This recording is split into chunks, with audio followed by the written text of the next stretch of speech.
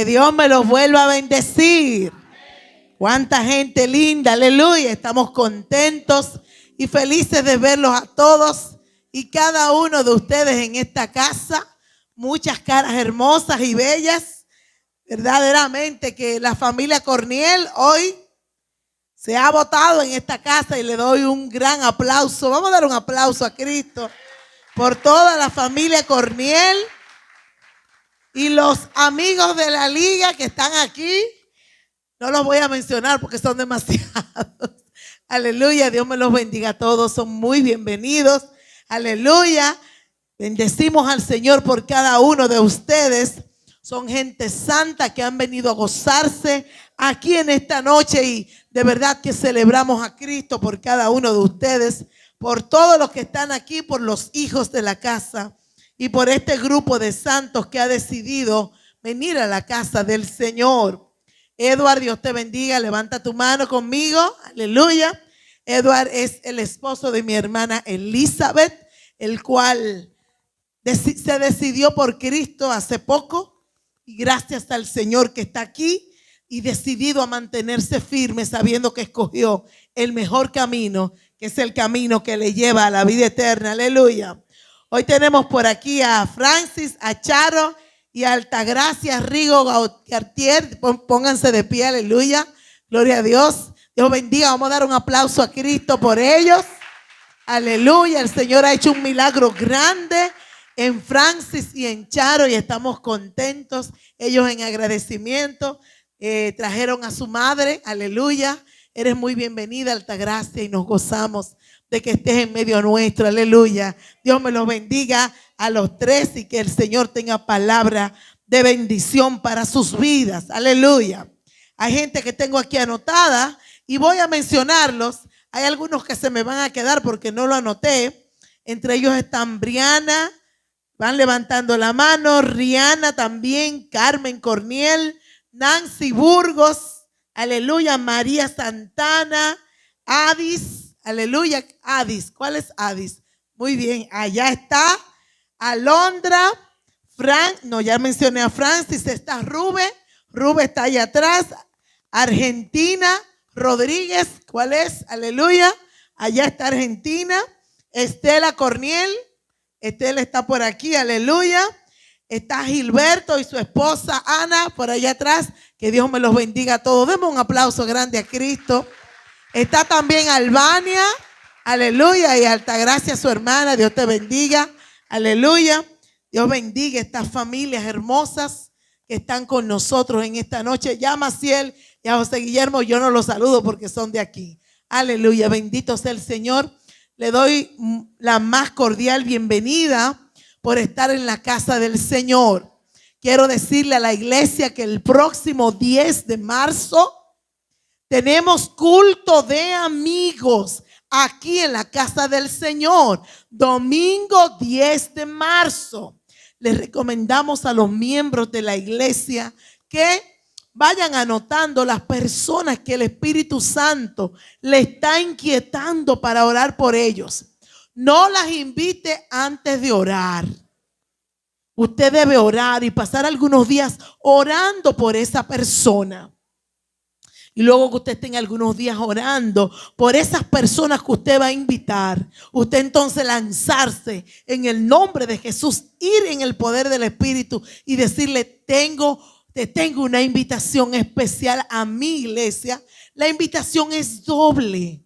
No inviten solo para el domingo 10 de marzo, sino también para el domingo 18 de marzo, que es el culto de consolidación de esos amigos que vamos a invitar el día 10. Por eso yo espero que todos ustedes hagan la obra del evangelista y sus vecinos, sus amigos más allegados que no conocen a Cristo, ustedes le van a decir: yo quiero que tú tengas un chin de lo que yo tengo.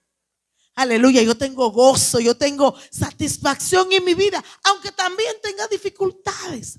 Pero tengo la diferencia de que Cristo está en mi vida y Él, aleluya, me da paz y seguridad de saber que todo en mi vida obra para bien y por eso nada en esta tierra me aflige. Aleluya. Por eso propóngase orar por este culto e invitar a sus amigos. Aleluya. Vamos a ver nuestros anuncios de la semana. Aleluya. Antes de pasar al plato fuerte. Bendito sea el Señor. Dios le bendiga, mis hermanos. A continuación estaremos viendo los anuncios semanales de la Iglesia de Dios en Sánchez Libertad, Idel.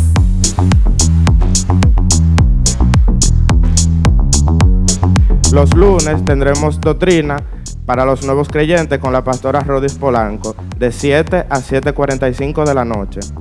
De 8 a 9 de la noche tendremos cultos en los hogares dirigidos por las damas. Los martes de 7:30 a 8 de la noche, vía WhatsApp, tendremos nuestro tiempo de oración dirigido por nuestro hermano Alejandro Almonte. Y a las 8 de la noche, vía YouTube y Facebook, tenemos nuestro discipulado bíblico dirigido por el pastor Pedro Julio Fernández. No te quedes sin conectar. Los miércoles de 7 a 8 p.m. tendremos nuestro culto evangelístico en la calle Alcanzando lo Perdido, dirigido por nuestro caballero. Los jueves de 7:20 a 8:45 tenemos nuestro servicio de sociedades y nos complace decir que este jueves dirigen nuestros caballeros. Los sábados de 7:20 a 8:45 será nuestro glorioso servicio juvenil. El domingo es el Día del Señor, donde tendremos dos maravillosos servicios. El primero de 8 a 9:30, el segundo de 10 a 11:30. La Iglesia de Dios Idel te invita a que te unas a los diferentes grupos de oración que tendremos vía Zoom. Los lunes estará dirigido por el grupo de oración de 10 a 11 de la noche. Los martes y los jueves los pastores, líderes y diáconos estarán de 4 a 5 de la mañana. Los miércoles las damas estarán en oración vía Zoom de 10 a 11 de la noche. Los viernes los caballeros estarán orando de 10 a 11 de la noche y los jóvenes estarán de 11 a 12 de la noche. Tienes que ser parte de esta bendición que aunque estará dirigido por sociedades, pero es para edificación de tu vida.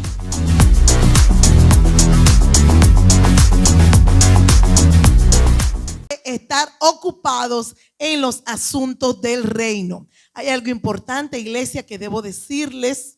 El martes pasado estuvimos aquí una conferencia especial para nuestras parejas llamada Conociéndonos. Fuimos muy edificados y damos gracias al Señor por nuestro ministerio de pareja dirigido por nuestro pastor Fernando Polanco y la pastora Lubian Corniel. El próximo domingo, iglesia, tenemos solamente un culto de 9 de la mañana a 10:45. Y queremos hacer este anuncio especial porque acostumbramos a dar 2 cultos, como decía el anuncio. Pero como tenemos elecciones y hay hermanos que van a salir fuera de Santiago para ejercer su derecho al voto, hemos decidido estratégicamente poner este culto único el domingo para facilitar a los hermanos trasladarse y desplazarse a los diferentes puntos para que cumpla con su deber ciudadano. Por eso, amados hermanos, les invito el próximo domingo, único culto, 9 de la mañana. Amén, iglesia. Amén. Pues bien, ya vamos a estar todos puestos de pies. Hoy el Señor nos ha permitido tener con nosotros un instrumento especial. Vamos a ponerlo en las manos del Señor para que Él se glorifique por medio de Él a nuestras vidas. Oremos. Padre Celestial, en esta hora te damos gracias, Señor, porque estamos en tu casa. Porque a ti te ha placido que venzamos todos los obstáculos para poder llegar aquí a adorarte y exaltar tu nombre alto y sublime. Pedimos que en el nombre de Jesús tú utilices a tu siervo, Dios. Que la palabra que tú has traído para nosotros en su boca sea de bendición, sea de fortaleza y establezca nuestras vidas más firmes en tus propósitos y en tus caminos. Permite que nuestros corazones reciban esta palabra, oh Dios, y la honremos con la obediencia. Úsalo para tu gloria y para tu honra, en el nombre de Jesús. Amén, amén y amén. Y con un aplauso recibimos a nuestro ministro José Antonio Corniel, que es el instrumento de gloria que el Señor ha escogido para traernos la palabra en esta noche. Aleluya. Gloria a Dios. Bendecimos al Señor por él, porque siempre que viene al país, él saca su momentico para venir a la casa del Señor, su casa en el barrio. Dios. Pueden sentarse, hermanos, siéntense. Pueden sentarse. Para mí es no un privilegio, no un honor. No me siento digno de poder estar en esta plataforma trayendo el mensaje de la palabra a un pueblo santo. Se ven todos hermosos, mis hermanos. Tengan unas buenas noches. Les saludo a todos en el amor de Cristo. La verdad que me gozo de verlo. Llegamos el día de ayer y ya estamos por aquí para predicar la palabra del Señor. Ustedes saben que yo no vivo aquí, ¿verdad? Yo vivo en Estados Unidos, pero cada vez que vengo, Fernando siempre tiene la osadía de invitarme a predicar. Para la gloria de Dios lo hago. Estoy un poquito quebrantado de salud, tenía 2 semanas con gripe. Si me ven que toso a veces, es que a veces no puedo soportar la garganta. Esa gripe anda acabando en Estados Unidos a todo el mundo. Mi familia entera cayó con esa gripe y yo también. Pero ya estoy un poquito recuperado, pero todavía me queda una tosecita seca. Si ven que toso, por favor, discúlpenme. ¿Ok? Me lleno de satisfacción, de gozo. Tengo parte de mi familia aquí. Ya la presentaron. Pero yo quiero que se paren, que se pongan de pie. Negra, ponte de pie. Mi hermana Carmen Corniel, cariñosamente la negra, no le decimos de otra manera. Nancy, mi hermana, mi sobrina Estela, las nietas de mi hermana Mary, que está por ahí, una madre para mí, el Chino y su familia completa, Alondra, Tania, y así sucesivamente. O sea, me lleno de gozo y satisfacción de poder tener parte de mi familia en esta noche aquí. Qué bueno. Y no solamente la familia, también hay amigos que invitamos y están aquí. Nos honran con su presencia, nos hicieron el favor de aceptar la invitación. Adi, que nosotros jugamos dominó todos los viernes cuando estamos juntos. Rubén, gracias por aceptar la invitación y por estar aquí. El hermano Gilberto Valerio, cariñosamente el varón. Gracias, varón, por estar aquí, su esposa. También tenemos a mi suegra que está por ahí, preciosa mi suegra. Está por ahí. Y Caridad, una amiga de la familia, también está por ahí. Y todos ustedes, mis hermanos, gracias por estar en esta noche, en este lugar, que vinimos solamente con el propósito de alabar y glorificar el nombre del Señor. Ese es el único propósito por el cual estamos en este lugar. Y de darnos un abrazo y un saludo de hermano fraternal, ¿verdad que sí? Pero lo principal es adorar al Señor. Y vamos a continuar adorando al Señor a través de la palabra. Así que ya Rodi tuvo en bien orar por el mensaje que vamos a predicar. Y yo le voy a invitar a ponerse de pie. Y vamos a leer la palabra del Señor.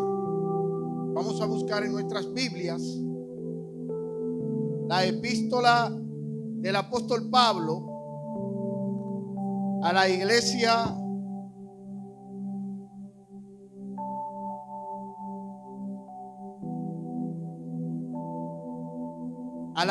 de Filipo,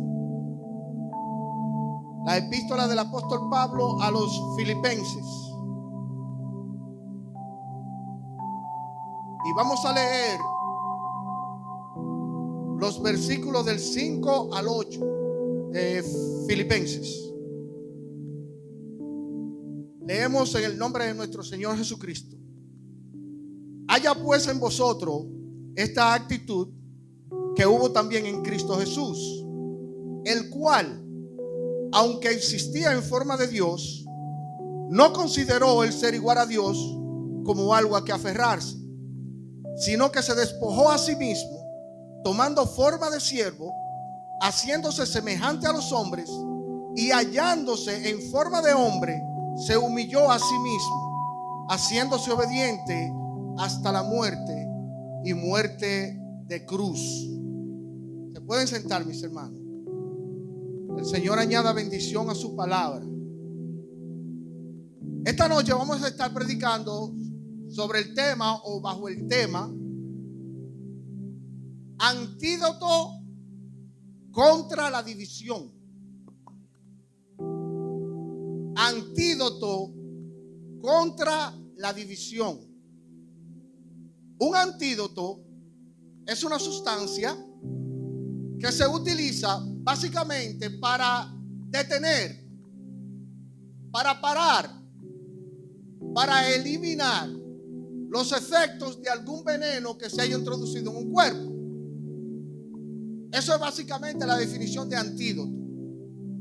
División, aparte de ser una operación matemática, también utilizamos la palabra división para segregar, para apartar, para dividir. Y nosotros podemos ver en el mundo en el cual nosotros vivimos que el mundo está dividido. Los continentes están divididos.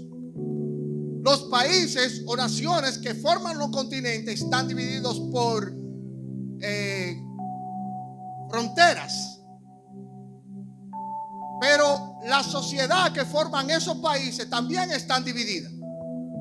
Muchas veces nos dividimos por nuestra posición socioeconómica y nos dividimos en ricos y pobres, por nuestra pigmentación de la piel en negros y blancos. Y la familia que forma esa sociedad también está dividida. Está dividido papá y mamá, están divididos los hermanos, está dividido el padre con los hijos y así sucesivamente. Y esa es la realidad del mundo en el cual nosotros vivimos. Pero no solamente está dividida la familia. Entre la familia estamos divididos eclesiásticamente también. Por ejemplo, los concilios están divididos. Pero las iglesias que forman esos concilios también están divididas.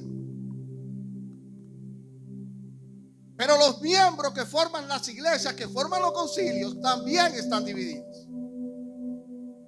Y yo creo fielmente que el enemigo de las almas ha introducido el veneno de la división dentro del cuerpo de Cristo, que es la iglesia. Y esta noche nosotros vamos a ver cuál es el antídoto que Dios usa para parar, para eliminar los efectos del veneno que Satanás ha introducido en el cuerpo de Cristo, que somos nosotros. Ese es el objetivo del mensaje de hoy. Antídoto contra la división. El pasaje que acabamos de leer es posiblemente uno de los pasajes más profundos, teológicamente hablando, de toda la Biblia. Este pasaje ha creado grandes controversias y grandes divisiones a través del tiempo en la historia de la iglesia. Este pasaje nos habla de lo que Cristo hizo para lograr y alcanzar nuestra salvación. Este pasaje nos habla de la preexistencia de Cristo, que Cristo existía antes de la fundación de todo lo que existe, antes de la fundación del mundo. Este pasaje nos habla de la divinidad de Cristo, pero también nos habla de su humanidad. Este pasaje nos habla de la humillación, pero también nos habla de la exaltación de Cristo. Y todo esto lo vamos a ver en un momento, en un rato, cuando podamos desglosar estos versículos uno por uno. Pero antes de eso, quiero decirle, mis hermanos, que este pasaje, hay mucha gente que cree y que dice y que afirma que este pasaje lo podemos tomar como el centro o el corazón de toda la Biblia. Hay otros que dicen que este pasaje es el centro de la carta de los filipenses. Y la verdad es que este pasaje es un ejemplo que el Señor pone en su palabra para cada una de sus ovejas.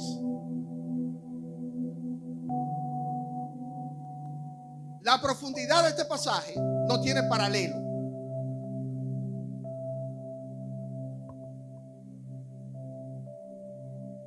La pregunta que debemos hacernos es: ¿por qué un pasaje de tanto peso teológico se encuentra en una carta sencilla, corta, de 4 capítulos, que le hemos denominado y le hemos llamado la carta del gozo?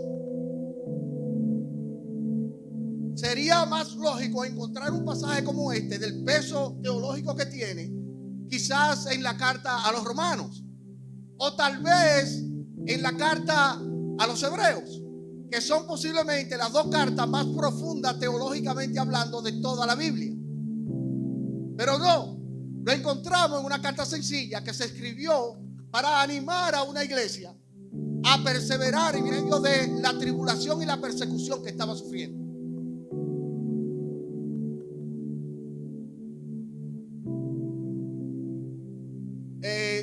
El apóstol Pablo se preocupaba por las iglesias que él había formado. Él se enteraba de los problemas y de los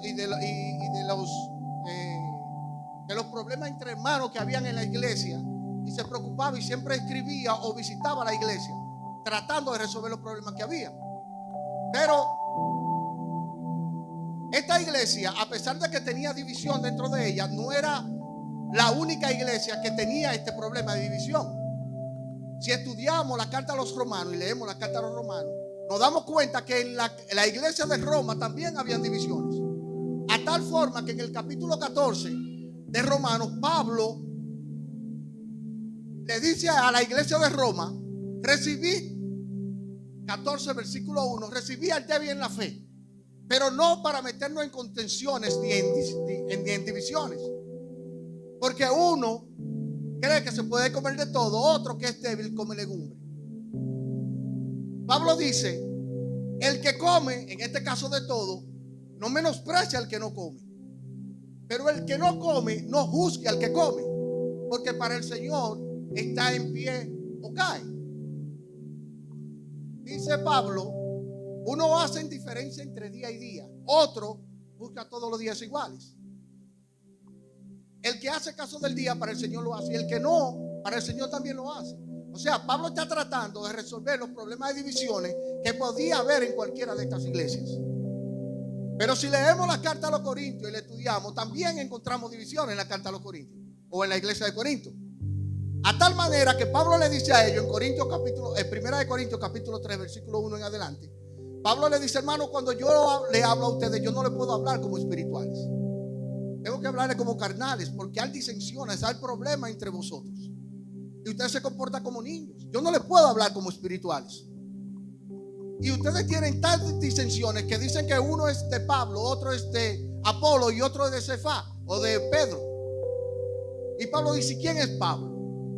¿Quién es Apolo? Simplemente colaboradores del Señor. Pablo sembró, Apolo regó, pero el crecimiento solamente lo da Dios. Solamente somos administradores de lo que Dios nos ha puesto en nuestras manos. O sea, Pablo siempre trata de evitar el problema de la división. Y la iglesia de Filipo o de los filipenses no era la excepción. Habían problemas de división. Por favor, vayan conmigo al capítulo 4 de Filipenses. Y vamos a leer 2 versículos del capítulo 4. Vamos a leer el versículo 2 y el versículo 3 del capítulo 4. Dice así la palabra del Señor: ruego a Evodia y a Síntique que vivan en armonía en el Señor. Ahora, Evodia y Síntique no eran 2 ovejas cualquiera. Vamos a ver cómo Pablo presenta a estas hermanas. ¿Qué Pablo dice de estas hermanas?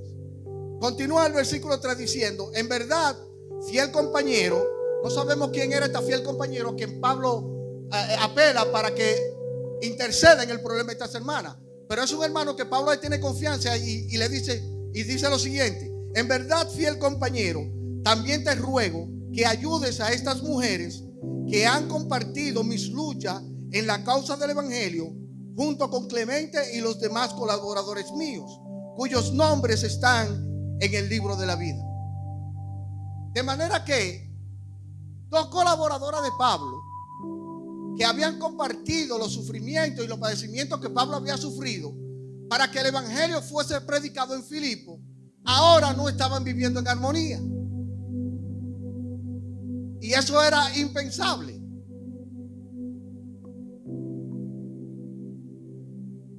Pablo exhorta a Evodia y a Síntique que vivan en armonía. Entonces, mis hermanos, para poder poner el texto que empezamos el mensaje en contexto, entonces podemos entender ahora que Pablo se está refiriendo al tema de la división que hay en la iglesia de Filipo, la iglesia de los filipenses. Yo creo, mis hermanos, que el texto que leímos al principio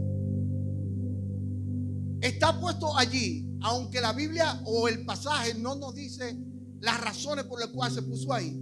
Pero yo fielmente creo que ese texto está puesto allí como antídoto contra la división que había en la iglesia de Filipo. Es ahí el porqué del tema del mensaje. Entonces, para ponerlo en contexto, podemos entender un poquito mejor ahora por qué Pablo comienza el capítulo 2 del libro de Filipenses con las siguientes palabras. Filipenses capítulo 2, versículo 1. Por tanto, si hay algún estímulo en Cristo, si hay algún consuelo de amor, si hay alguna comunión del Espíritu, si hay algún afecto y compasión, haced completo mi gozo, siendo del mismo sentir, conservando el mismo amor, unidos en espíritu, dedicados a un mismo propósito. Nada hagáis por egoísmo o por vanagloria, sino que con actitud humilde cada uno de vosotros considere al otro como más importante que a sí mismo, no buscando cada uno sus propios intereses, sino más bien los intereses de los demás. A mí eso me suena a que Pablo está tratando una división de dos hermanas que en vez de crear una armonía dentro de la iglesia estaban creando un problema mayor. Ahora imaginémonos por un momento que esta es la iglesia de Filipo y Pablo hablando estas palabras. Estas cartas, mis hermanos, se leían en la congregación. No es como nosotros hacemos ahora, que tomamos 3, 4, 8, 10 versículos y lo desglosamos. No, esta gente posiblemente escucharon estas palabras, esta carta de una sola sentada, una sola vez. Imaginémonos que aquí tenemos a Evodia y a Síntique y ellas están escuchando estas palabras. Sé de un mismo sentir. Para ser de un mismo sentir necesitamos humildad. Sé de un mismo amor. Para poder ser de un mismo amor necesitamos comunión con Dios, que es de donde emana el amor. Sé de un mismo espíritu. Para nosotros poder ser de un mismo espíritu necesitamos madurez espiritual. Sé de un mismo propósito. Para nosotros lograr ser de un mismo propósito necesitamos la sumisión de mi egoísmo, de mi orgullo y de mi voluntad, para que la voluntad de Dios sea establecida en mi vida.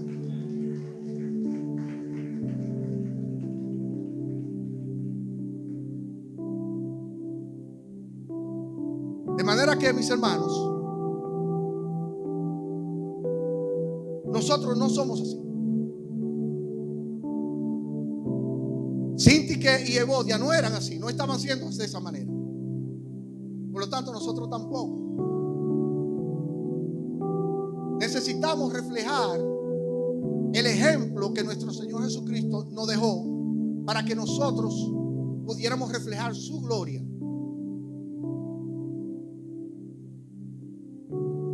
Quizás historia nos puede ayudar un poquito a entender un poquito mejor esto. Esta es una historia verídica. La escribió un misionero. Narra este misionero que él estaba sentado en una casa que tenía en una montaña. La vista que él tenía era un panorama donde había dos montañas pequeñas.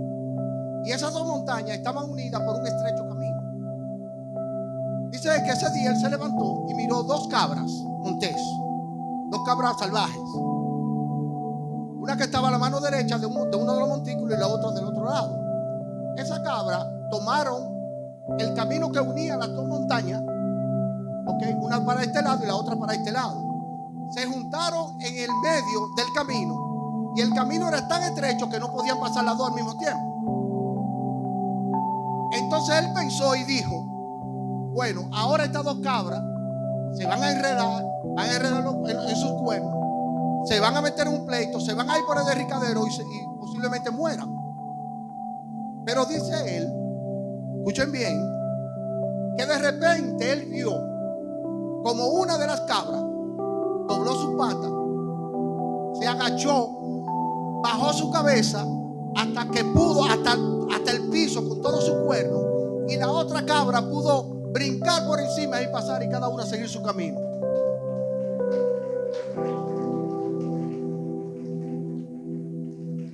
Eso es exactamente lo que Cristo hizo por ti y por mí. Cristo descendió para que nosotros pudiéramos pasar hacia el camino, hacia el Padre.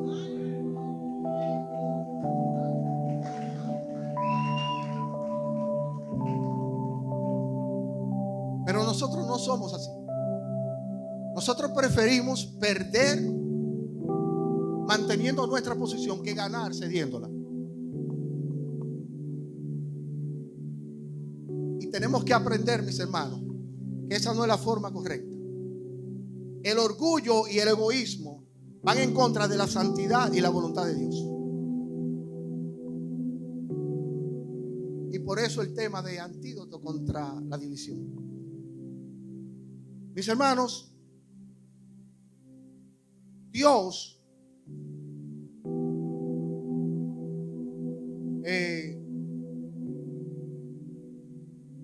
humilló a Faraón, y con muy buenas razones. Dios también humilló a Nabucodonosor. Dios humilló a Jonás, su profeta. Y en determinadas ocasiones tiene que humillarnos a nosotros por nuestra naturaleza de rebeldía. Pero a Cristo nadie lo humilló. Él se humilló a sí mismo. Cristo se humilló a sí mismo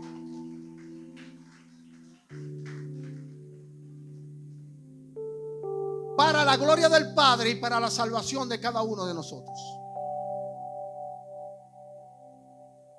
Entonces, posiblemente ahora nosotros podamos, ¿cómo se llama cuando usted recibe un regalo? ¿Qué es lo que usted hace con el regalo? ¿Qué le hace el regalo a usted? O sea, cuando se lo entregan en una envoltura, con un moño, una cosa, ¿qué usted hace con el regalo? O sea, vamos a desplegar el regalo que Dios nos tiene en esta noche, en los versículos que continúan, que nosotros comenzamos. Vamos a ver qué es lo que Dios dice en los versículos. Dicho todo lo que acabamos de decir, podemos entender un poquito mejor los versículos 5 al 8, que fue lo que comenzamos leyendo. Así que vamos poco a poco a desenvolver el regalo de Dios en esta noche.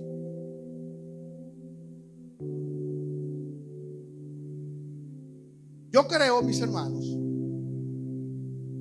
que la humillación de Cristo es lo que Pablo utiliza como estrategia para que Evodia y Síntique pudieran verse en el espejo de la humillación y de lo que Cristo hizo. No solamente Evodia y Síntique, también todos nosotros. ¿Qué fue lo que Cristo hizo para nuestra salvación? Cristo cedió su trono, Cristo descendió de la gloria a la humillación para pasarnos nosotros de nuestra humillación a la gloria. Cristo cedió su posición, se humilló para mi glorificación. Cristo murió por mi vida. Y ese es el ejemplo que nosotros tenemos en la Biblia para que nosotros podamos modelar como cristianos lo que Cristo hizo por cada uno de nosotros. Vamos a leer los versículos, el versículo 5 de Filipenses. Vamos a leer el texto completo, ¿verdad? Para que podamos entenderlo y luego lo vamos a desglosar por versículo. Dice el versículo 5: haya pues en vosotros esta actitud que hubo también en Cristo Jesús, el cual, aunque existía en forma de Dios, no consideró el ser igual a Dios como algo a que aferrarse, sino que se despojó a sí mismo, tomando forma de siervo, haciéndose semejante a los hombres, y hallándose en forma de hombre, se humilló a sí mismo, haciéndose obediente hasta la muerte y muerte de cruz.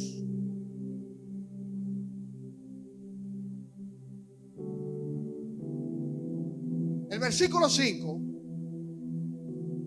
nos dice: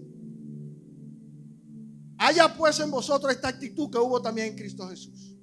Vamos a ver primeramente la actitud mental que Cristo tuvo antes de encarnarse.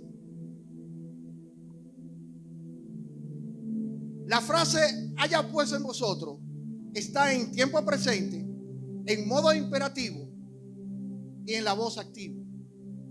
Eso suena un poquito complicado, pero no lo es. Yo lo voy a explicar rapidito para seguir continuando con el mensaje.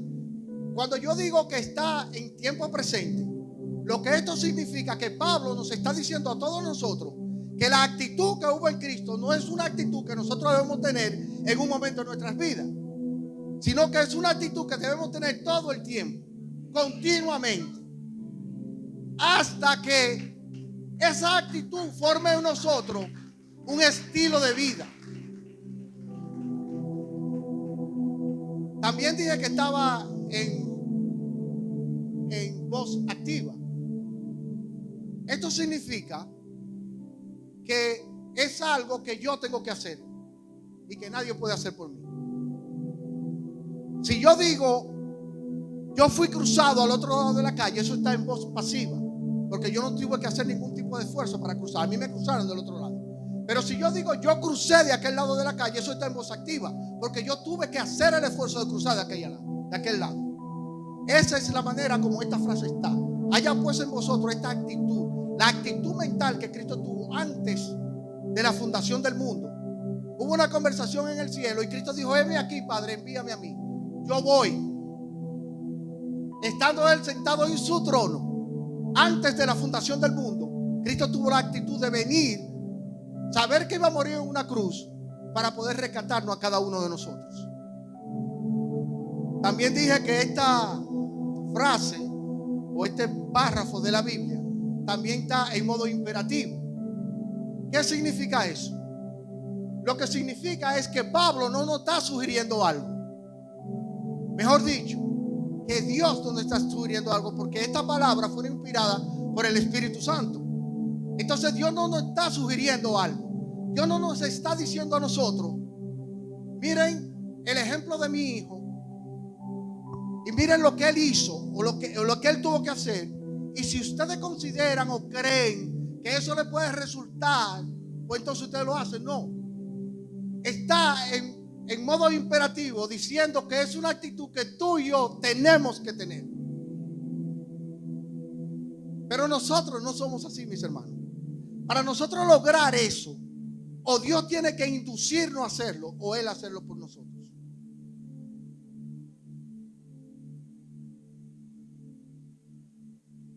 Los discípulos de Cristo no eran así.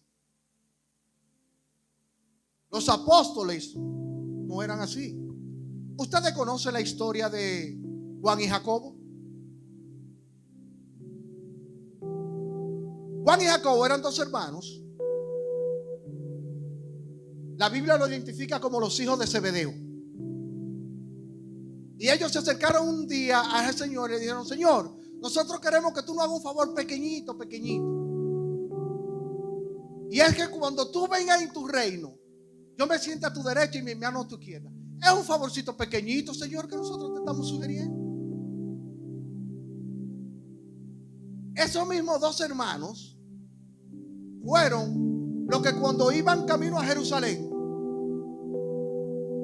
entraron por Samaria, y porque ellos consideraron que en Samaria no le dieron la bienvenida que debían haberle dado con bombos y platillos, cuando salieron de Samaria le dijeron: Señor, ¿quiere que oremos como Elías para que descienda fuego y lo consuma a todos? El Señor tuvo que reprenderlo y decirle: yo no sé de qué espíritu es que vosotros sois. Ustedes no saben que el Hijo del Hombre no vino a perder las almas, sino a salvarlas.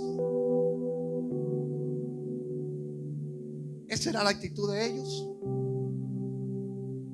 Y déjenme decirles, mis hermanos, que en cada uno de nosotros hay un pequeño Juan y un pequeño Jacobo.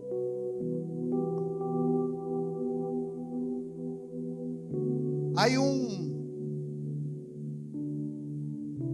un poeta que escribió un poema acerca de esto que yo acabo de decir de Juan y Jacobo. El nombre de este poeta es Robert Raines. Escucha lo que este poeta dice con referencia a eso que yo acabo de decir, Juan y Jacobo. Dice: Señor, yo soy como Juan y Jacobo. Señor, yo me aprovecho de otros en términos de lo que ellos pueden hacer por mí. Cómo ellos pueden mover mi programa, alimentar mi ego, satisfacer mis necesidades, darme una ventaja estratégica. Exploto a la gente, Señor, ostensiblemente por causa de ti, pero en realidad por amor a mí mismo. Señor, acudo a ti para recibir información de adentro y obtener favores especiales. Tu dirección para mis esquemas, tu poder para mis proyectos, tu aprobación para mis ambiciones y tu cheque en blanco para lo que se me antoja. Señor, yo soy como Juan y Jacobo.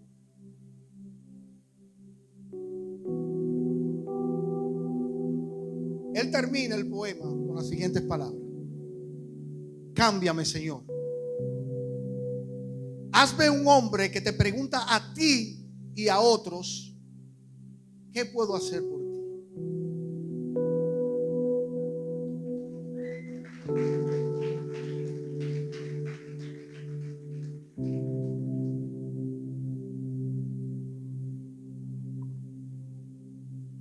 Mis hermanos, nosotros tenemos que aprender muchas cosas. Y de la única forma que nosotros podemos aprender es dando rodillas, hablando con el Señor. Y que el Señor nos hable a través de su palabra. ¿Qué es lo que el Señor quiere de cada uno de nosotros? Porque nosotros somos como Juan y Jacobo.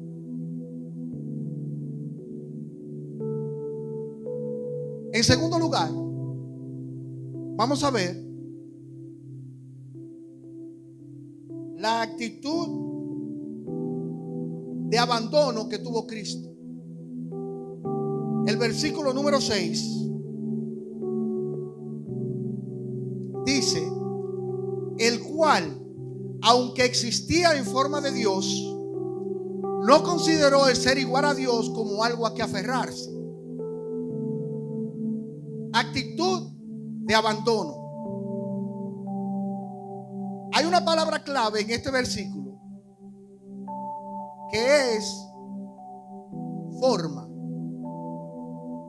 Dice el versículo: el cual, aunque existía en forma de Dios, no consideró ser igual a Dios como algo a que aferrarse. La palabra griega para forma en este versículo y en el 7 que se vuelve a repetir es la palabra morfe o morfé, que significa esencia. núcleo, lo que es, y no varía ni cambia. Ahora, hay otra palabra griega que también es traducida como forma, pero con un significado totalmente diferente. Y es la palabra esquema en griego. Esquema es forma, pero es la forma externa, la que cambia, la que varía. Y tenemos que entender esto claro para entender qué es lo que este versículo nos quiere decir. Les voy a poner un ejemplo. Si tenemos un cachorrito recién nacido, acabado de nacer, nosotros tenemos un cachorrito, ¿verdad? Ahora, pasan los días, pasan las semanas y pasan los meses, y ese cachorrito se convierte en un cachorro, ya juguetón, que corre para aquí, para allá y hace de todo, ¿verdad? Luego ese cachorro se convierte en un perro adulto, pero es de la raza canina, ¿verdad? Ahora, ese perro se convierte ya en un perro viejo, pero sigue siendo un canino. Y luego pasa a ser un perro ya anciano, pero nunca ha dejado de ser canino. Entonces, el morfe de ese perro es ser canino, que no cambia, que no varía. Ahora, el esquema es la parte externa que cambió con el tiempo y el espacio. Entonces, cuando el versículo nos dice a nosotros que Cristo existía en forma de Dios, lo que significa es que Cristo existía en esencia como Dios, que Cristo es de la misma sustancia que es el Padre, es Jesús.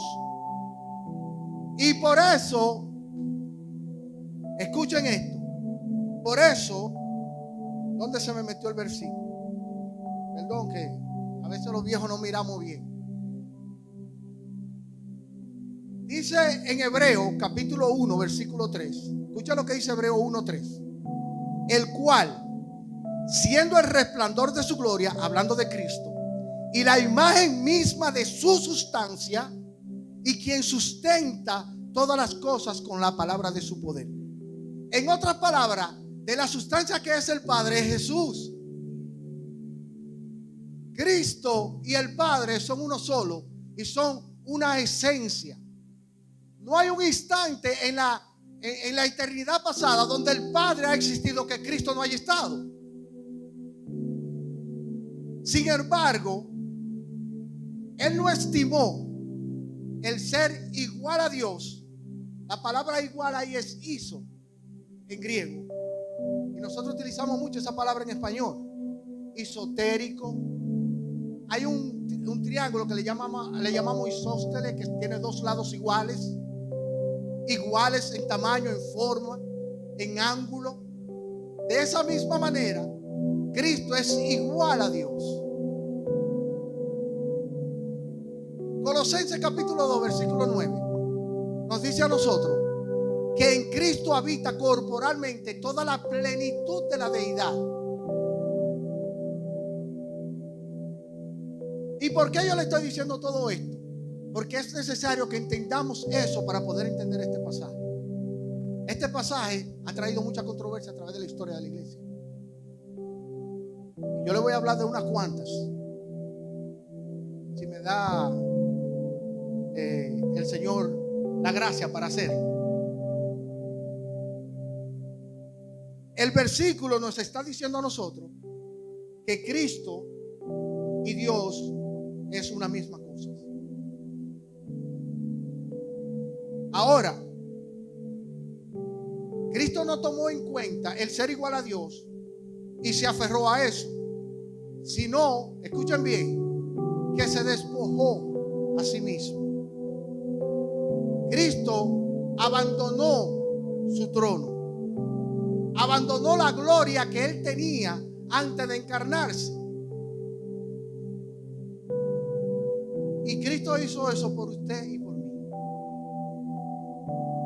Él no se aferró a sus derechos, a sus prerrogativas. Cristo abandonó la adoración de ángeles, arcángeles, querubines y serafines y lo cambió por un basurero de pecado.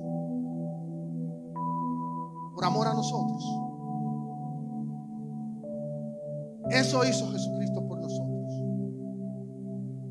El apóstol Juan lo presenta en el capítulo 1 del Evangelio de Juan como en el principio era el verbo, y el verbo era con Dios, y el verbo era Dios. Dice el versículo 14: pero aquel verbo se hizo carne y habitó entre nosotros como el unigénito Hijo del Padre, lleno de gracia y de verdad. No cabe la menor duda, mis hermanos, que aunque Cristo es una persona diferente al Padre, pero es un mismo Dios, son uno solo. En muchísimas circunstancias Cristo dijo: el Padre y yo uno somos. El que me ha visto a mí ha visto al Padre. Y el que no tiene al Hijo no tiene al Padre. Si usted no tiene a Cristo, usted no tiene al Padre. Y es imposible que usted tenga al Padre sin tener a Cristo. Porque Cristo y el Padre son uno solo, y también el Espíritu Santo. Cristo abandonó toda su gloria, toda su posición, todo lo que tenía, y vino y murió en una cruz del Calvario para poder redimirnos a nosotros de nuestros pecados.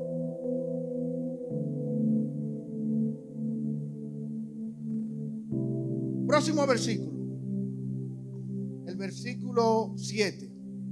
Vamos a ver ahora la actitud de renuncia. El versículo 7 dice: sino que se despojó a sí mismo, tomando forma de siervo, haciéndose semejante a los hombres. Cristo se despojó a sí mismo. No es el Padre que lo despoja. Él se despoja a sí mismo. En el siglo XIX, un grupo de teólogos metodistas acariciaron la idea de la kenosis. La kenosis, lo que significa eso, es el vaciado de Cristo. ¿De qué fue que Cristo se vació? Y este grupo de teólogos comenzaron a postular que cuando la naturaleza divina descendió y se unió a la naturaleza humana, que Cristo básicamente se despojó de algunos de sus atributos, incluyendo su omnipresencia, su omnisciencia y su omnipotencia. Y eso simplemente es una imposibilidad. No es posible que Dios abandone atributos que son típicos de Dios y continúe siendo Dios.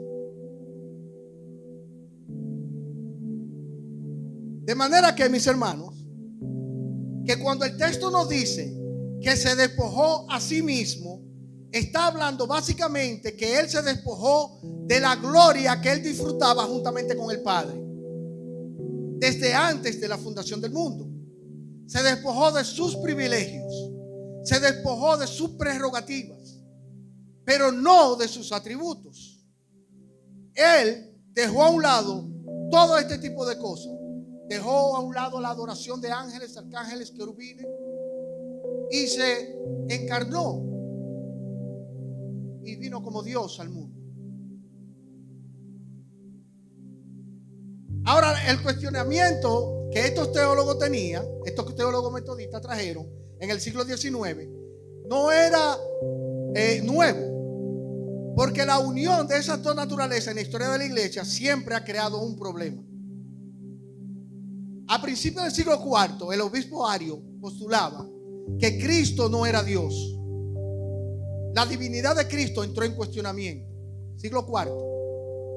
Y solamente creía y afirmaba en la naturaleza humana de Cristo. Por tanto, se formó el Concilio de Nicea, y el Concilio de Nicea entonces creó el credo de Nicea, del cual yo traje una pequeña porción para que podamos entender cuál es el contexto del concilio y del credo. Miren lo que dice el Concilio de Nicea, lo que postuló en el siglo IV el Concilio de Nicea.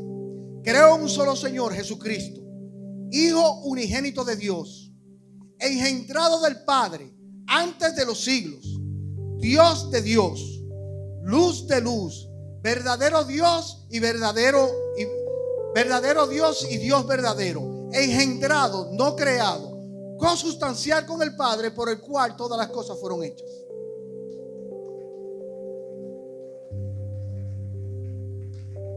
Siglo IV, y la divinidad de Cristo estaba puesta en tela de juicio.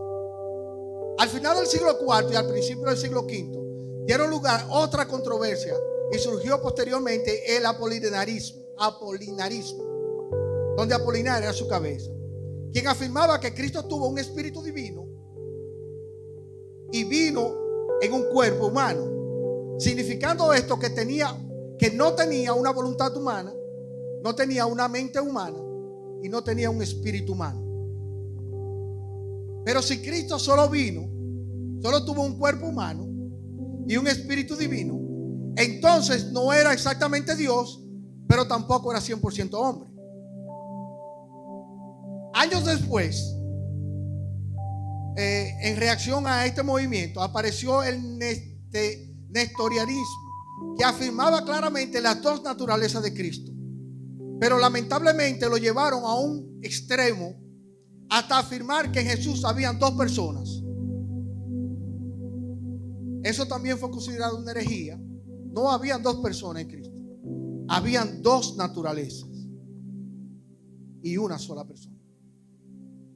Más adelante, en el siglo V, apareció el monofisismo, que hablaba de que la naturaleza divina había arropado la naturaleza humana y en Cristo había solo una naturaleza.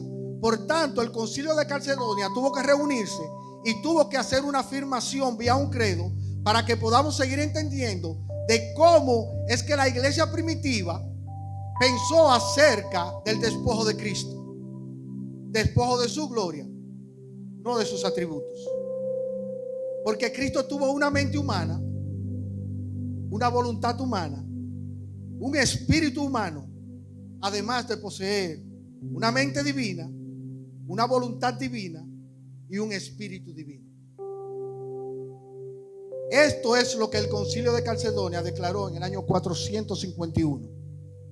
Jesús es verdadero hombre y verdadero Dios. Y declaró que la humanidad y la divinidad de Cristo están unidas sin confusión, sin mutación, sin división y sin separación. Cada naturaleza conservando sus propios atributos.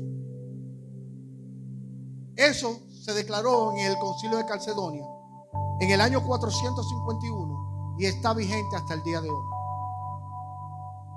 De manera que, mis hermanos, Dios se encarnó, vivió en medio de nosotros y nos dio ejemplo para que nosotros, como Él hizo, nosotros pudiéramos hacer. Necesitamos entender, mis hermanos, que de la única manera como nosotros vamos a evitar la división dentro del cuerpo de Cristo es tomando el ejemplo que Cristo hizo. No solamente pensando en nuestros propios intereses, sino también en los intereses de los demás. Nada hagamos por egoísmo, vanagloria, sino con humildad, reconociendo al otro como superior a mí mismo. Eso no es tan fácil de hacer, mis hermanos, pero con la ayuda del Señor lo podemos lograr. Necesitamos más consagración.